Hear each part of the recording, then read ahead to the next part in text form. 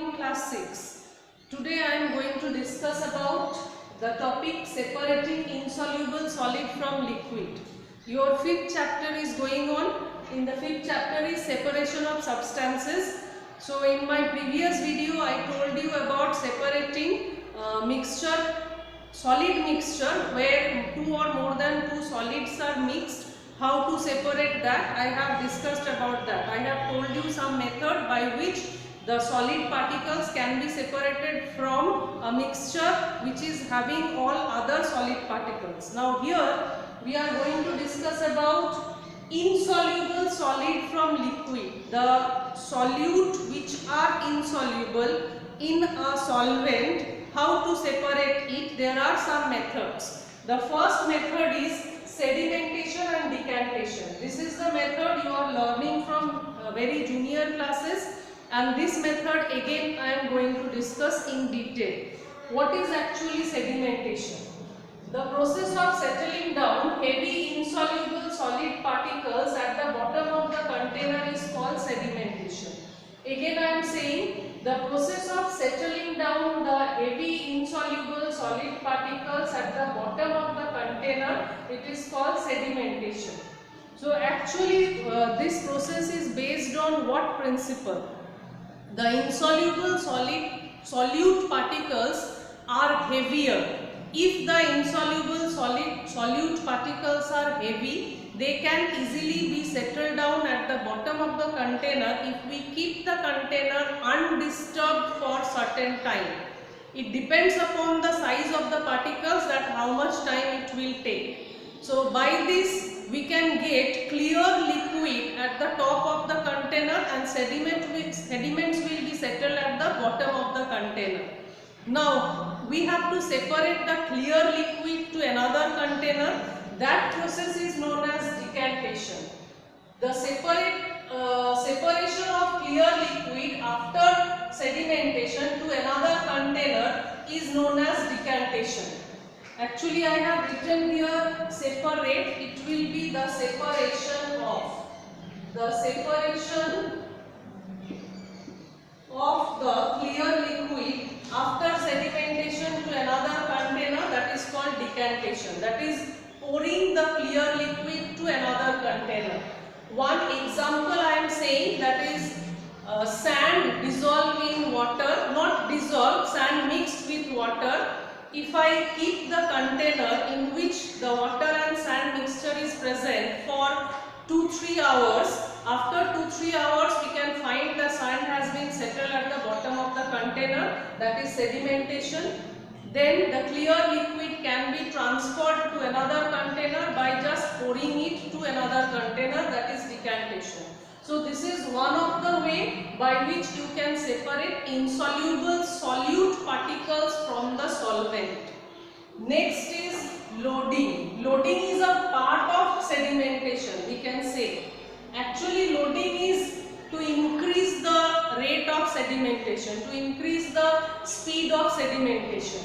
By adding some chemical in the solution, the rate of settling down of the solute particles can be increased. Rate of settling down of the solute particles can be increased, and that is called loading. Again I am saying, by adding some chemical in the solution, the rate of settling down of the solute particles can be increased, and this process is called loading. Generally for loading in your home you might have seen that alum is used. What is alum? You might have seen that your father is using alum after shaving. That is thing is known as white solid, that is known as alum. Alum can be used as for the purpose of loading. It is the chemical that can be used for increasing the rate of sedimentation. That is, if you have taken muddy water, the mud particles are fine particles. To increase the rate of sedimentation, the fine particles has to be heavier, then only they will settle down. The alum, the chemical present in the alum help to increase the weight of the fine muddy particles. How to increase the weight? the fine particles combine together. They combine together to form bigger particles. That bigger particles settle down at the bottom of the container easily, and that process is known as loading. So one example of a chemical that is used for loading is alum. I hope that you have gone through these two processes and have understood it clearly. Next process I am going to discuss now only. Now I am going to discuss the process filtration. This is the third process. This also comes under the same category, that is separating insoluble solid from the liquids. In this process, actually we use a filter. We use a filter to strain the liquid from the solid. If insoluble solid is present in the liquid, by filtration we can separate it out. For example, you might have seen in your kitchen that tea leaves are separated from the tree using a filter. So in lab, filter paper are used for this purpose. What is the principle used behind it? Filter is a substance which is having pores in it. Pores means which are very small in size, holes which are very small in size. So when a mixture is passed through the filter or filter paper, the solid particles, their size is bigger than the hole of the filter. That means size of the hole of the filter is smaller as compared to the size of the solid that you are separating. So what happens? The holes of the filter do not allow the solid particles to pass through, but the liquid can pass through it easily. As a result, liquid can be separated in another container and solid will remain on the filter or on the filter paper. The definition I have written here: filtration. Filtration is the process in which the mixture is allowed to pass through a filter. The insoluble solid particles are retained by the filter. That means it will remain in the filter, and the clear liquid left is called filtrate. After filtration, whatever clear liquid is going to left, that is called filtrate. I am repeating again. Filtration is the process in which the mixture is allowed to pass through a filter. The insoluble solid particles are retained by the filter, and the clear liquid left, it is called filtrate. So this is another method. Now the last method I am going to discuss, that is called churning. What is churning? Shaking a liquid mixture or agitating a liquid mixture. Why?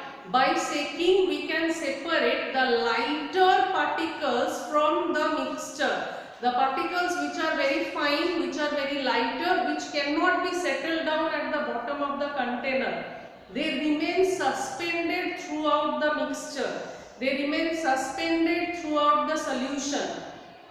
By shaking we can separate it out. Generally, butter is formed from the milk by using this process, or ghee is separated by using this process.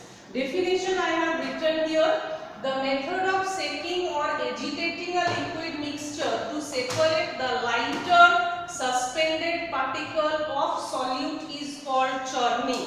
Again I am saying, the method of shaking or agitating a liquid mixture to separate the lighter suspended particles of solute, it is called churning. Example is, butter is separated from the cream, the creamy portion of the milk, not the whole liquid.